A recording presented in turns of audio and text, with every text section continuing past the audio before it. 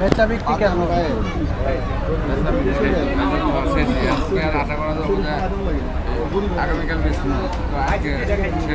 যে দাম চান আপনারা, এত দামে তো পুরো বেচা কিনে হবে না।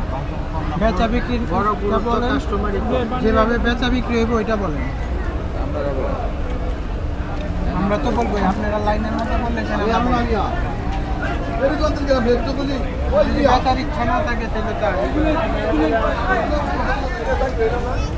প্রিয় দর্শক, গাবতলী হাট থেকে এইমাত্র বিশাল আকারে একটি ষাঁড় গরু বিক্রি হলো।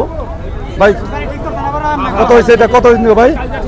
4 লাখ। মাশাআল্লাহ, 4 লাখে বিক্রি হলো গাবতলী হাট থেকে।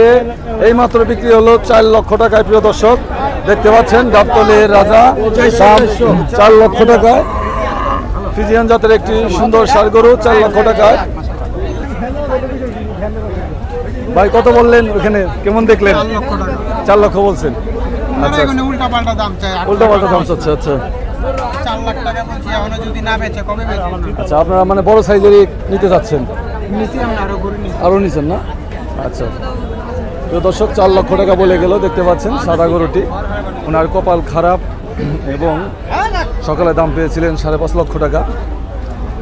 এখন এই ষাঁড় গরুটি আরেকটি ক্রেতা বলে গেলেন 4 লক্ষ টাকা এবং অনেক কম। বাজার আস্তে আস্তে নামতে শুরু করেছে ইতিমধ্যে। আসলে আমি বলবো দুর্ভাগ্য, শেষ পর্যন্ত কেমন দরদাম হয় এই ষাঁড় গরুটির জানি না, এবং যদি থাকি হাটে জানাতে পারবো।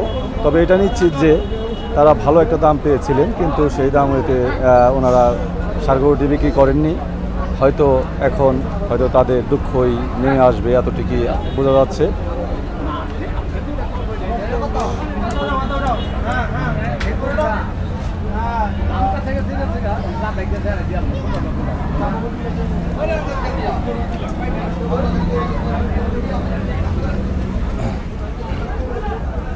ভাই কত নিল? মাশাআল্লাহ, ঈদ মোবারক। 125 গাবতলী গরু হাট থেকে বিক্রি হলো সুন্দর একটি লাল গরু। মাশাআল্লাহ।